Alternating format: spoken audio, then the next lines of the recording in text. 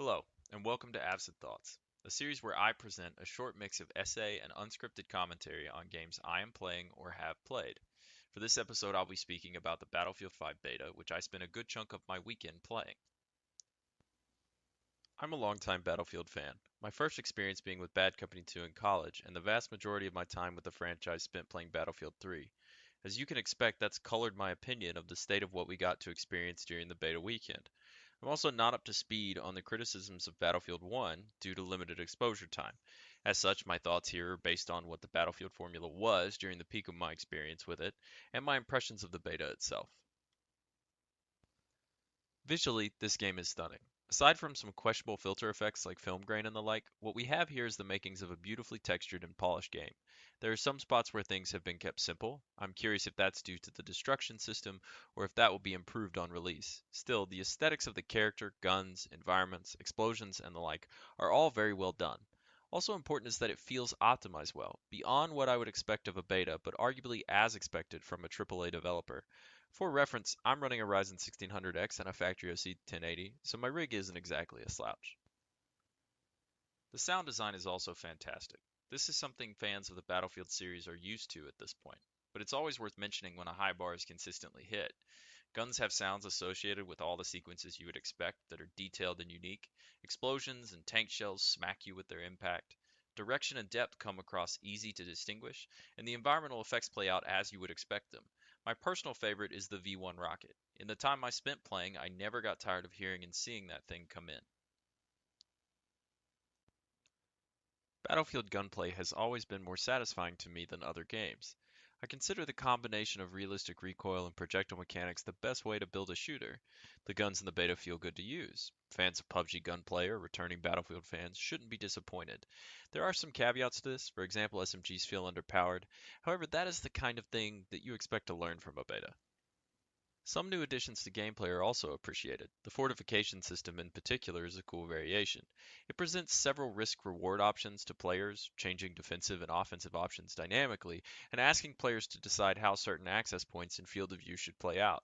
It can also serve as an existing counter to destruction, something the Battlefield series has never had, and expands the role of explosives and vehicles to not just cycle around each other, but also the destruction of these new and evolving bulwarks. Now let's talk a little bit about things that I think should be adjusted or improved.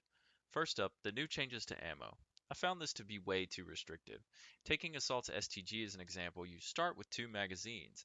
Upon spawn, you typically have to run for a resupply point to get one extra mag. This feels like a chore and slows down your return to action, but is almost completely necessary in casual play. Then, if you are making a push, for example from Objective Dog to Objective Baker on Rotterdam, and you experience a lot of combat, you can run out of ammo and by extension run out of enjoyable and interesting gameplay decisions if not properly supported by teammates.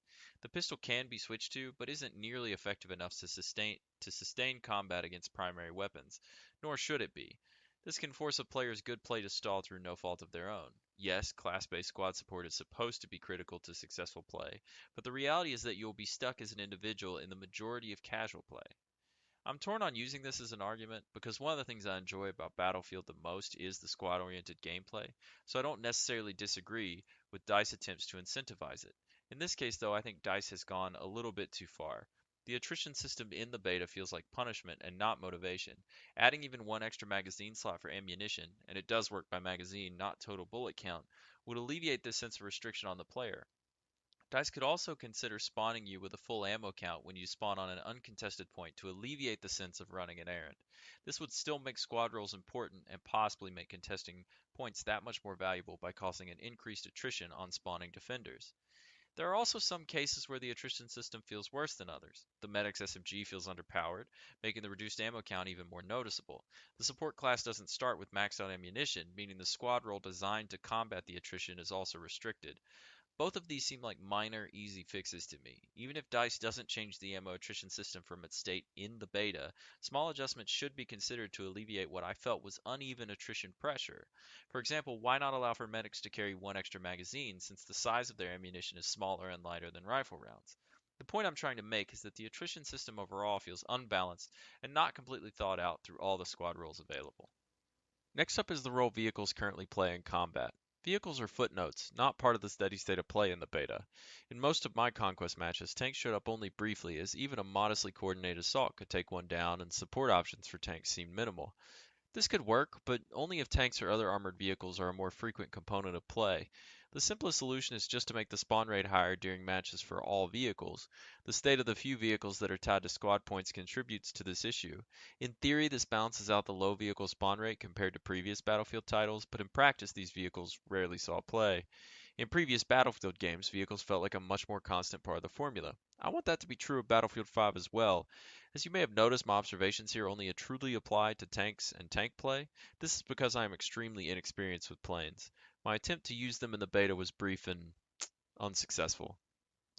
Since I brought up the squad point system, I'll talk about that next. The squad point system is promising, but lacks impact in its execution. Resupplies are slow to land and often not worth using, since that moment that they are important in typically resolves itself before they would become relevant. It can be a tool to mitigate weaknesses in a squad's composition, but I don't see it working like this when dealing with uncoordinated teammates. Typically, squads hoard their points until late in the round. Yes, there is the easier to achieve vehicle summon that can happen much earlier in the round for the coordinated squad. However, the vehicles don't truly feel that special or valuable in play compared to the standard options. On top of that, there appears to be a claim duration once the vehicle spawn token becomes available. In one round, I called in a Churchill, expecting to die shortly, only to mount a very fun and successful defense of Point C on Rotterdam. When I finally die, the Churchill was gone.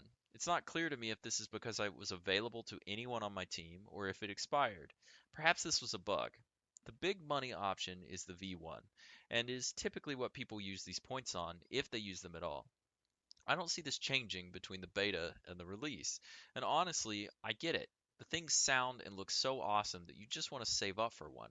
However, the aesthetic experience doesn't really match the gameplay impact. I found doing damage with a V1 to be pretty inconsistent. The level of destruction it causes also seems inconsistent. The flaw here could be with my execution, but there were times I knew I was calling it in as the enemy overwhelmed a point, only to do no significant damage to players or fortifications. The type of map you are playing in general affects the V1's performance.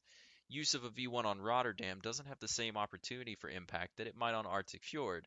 When you combine the high cost of the V1 with its desire to be used, and the moderate difficulty in deploying it well, I think this mechanic needs a buff, likely something to do with the damage calculation of players and fortifications from the center of the strike. On the topic of destruction, this is something that's certainly present in the beta. Many buildings have effects tied to their deterioration. At the risk of sounding nitpicky, though, I don't think there was enough destruction. Point Baker on Rotterdam is a good example. This building often gets slammed by explosions and tanks, yet really doesn't change that much throughout a round.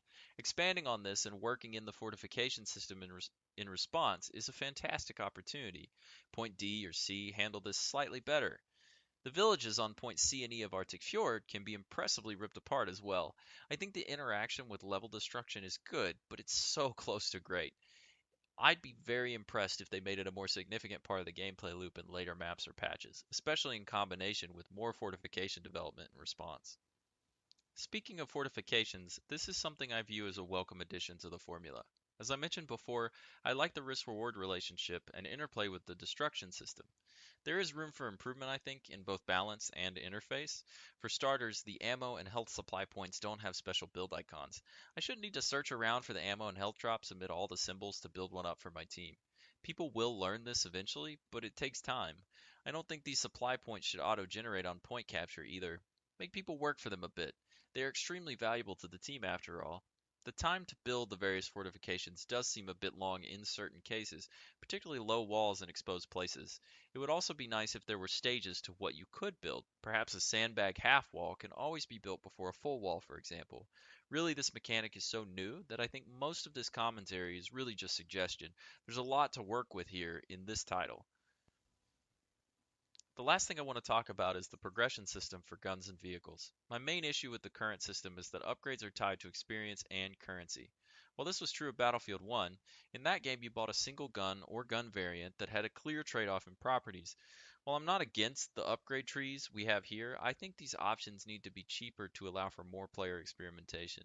It's entirely possible the economy of currency will feel more balanced in the release title than in the beta, but in its current form I see experience far outpacing currency earned. Tying weapon progression to this currency system feels suspiciously pay to win, or at least pay to experiment, even if only temporarily so.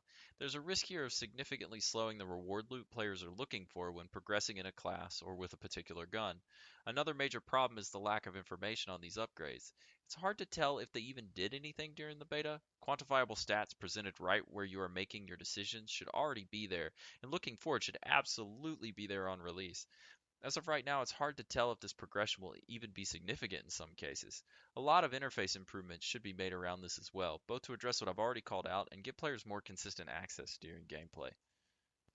And that about wraps up what I wanted to cover.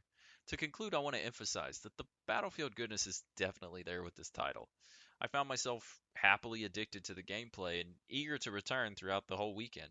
Aside from my normal 3 to 4 week waiting period on new games, I think I'm likely to pick this game up. There's a lot more to talk about, and feel free to bring up something in the comments of wherever I finally decide to post this. I'm interested in knowing what other people think of this game and of this beta.